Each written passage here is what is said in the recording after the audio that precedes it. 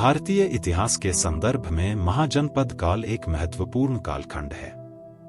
इस काल में भारतीय उपमहाद्वीप में राजनीतिक, सामाजिक, आर्थिक और धार्मिक परिवर्तनों की आधारशिला रखी गई। इस लेख में हम महाजनपद काल के प्रमुख पहलुओं पर चर्चा करेंगे। महाजनपदों का उदय। वैदिक काल के उत्तरार्ध में जनजातियों के स्थान पर राज्यों का उदय होने लगा। इन राज्यों को महाजनपद कहा गया। महाजनपदों के उदय के प्रमुख कारण निम्नलिखित थे। कृषि का विकास। कृषि उत्पादन में वृद्धि से आर्थिक स्थिति मजबूत हुई, जिससे राज्यों का विकास संभव हुआ। लोहे का प्रयोग। लोहे के औजारों के आविष्कार से कृषि और अन्य उद्योगों में वृद्धि हुई, जिससे राजस्व बढ़ा। व्यापार का विस्तार। व्यापार के बढ़ने से धन की प्राप्ति हुई, जिसका उपयोग सेना और प्रशासन के विकास में किया गया। सैन्य शक्ति का महत्व। सुरक्षा के लिए मजबूत सेना की आवश्यकता हुई, जिसके लिए संगठित राज्य की आवश्यकता थी। भारतीय उपमहाद्वीप में लगभग 16 महाजनपदों का उदय हुआ था। इनमें से प्रमुख महाजनपद निम्नलिखित थे। मगध। बिहार क्षेत्र में स्थित मगध सबसे शक्तिशाली महाजनपद था। इसके राजधानी राजगृह और पाटलिपुत्र थी। कौशल। अवध क्षेत्र में स्थित कौशल महाजनपद भी काफी शक्तिशाली था। इसकी राजधानी श्रावस्ती थी। वत्स। उत्तर प्रदेश में स्थित वत्स महाजनपद का महत्वपूर्ण स्थान था। इसकी राजधानी काशी थी। अंग। बिहार में स्थित अंग महाजनपद एक समृद्ध क्षेत्र था। इसकी राजधानी चंपा थी। वज्जी। बिहार और उत्तर प्रदेश के सीमावर्ती क्षेत्र में स्थित वज्जी गणतंत्रात्मक शासन व्यवस्था का उदाहरण था।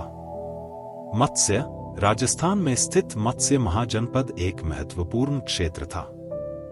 महाजनपदों की राजनीतिक व्यवस्था। महाजनपदों में 2 प्रकार की शासन व्यवस्थाएं थीं। गणतंत्र। कुछ महाजनपद गणतंत्रात्मक थे, जैसे वज्जी। इनमें शासन सामूहिक रूप से होता था। राजतंत्र। अधिकांश महाजनपद राजतंत्रात्मक थे। इनमें एक राजा शासन करता था। महाजनपदों की अर्थव्यवस्था।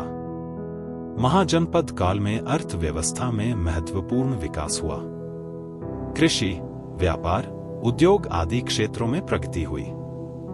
लोहे के औजारों के प्रयोग से कृषि उत्पादन बढ़ा। व्यापार मार्गों का विकास हुआ और व्यापार का विस्तार हुआ। महाजनपदों का सामाजिक जीवन। महाजनपद काल में सामाजिक जीवन में भी परिवर्तन आए। वर्णाश्रम व्यवस्था का कठोर रूप विकसित हुआ। जाति व्यवस्था की जड़ें इसी काल में पड़ी। पुरुषों का वर्चस्व बढ़ा और महिलाओं की स्थिति में गिरावट आई। महाजनपद काल में धर्म। महाजनपद काल में धार्मिक परिवर्तन भी हुए। वैदिक धर्म के साथ साथ नए धर्मों का उदय हुआ। जैन धर्म और बौद्ध धर्म का प्रचार इसी काल में शुरू हुआ। महावीर और बुद्ध का जन्म इसी काल में हुआ था। महाजनपदों के पतन के कई कारण थे।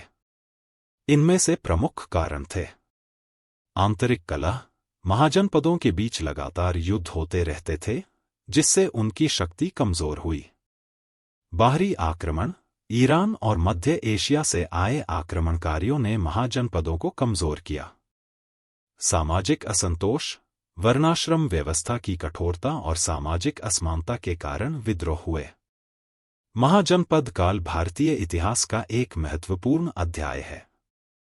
इस काल में रखी गई नींव ने बाद के काल के विकास को प्रभावित किया।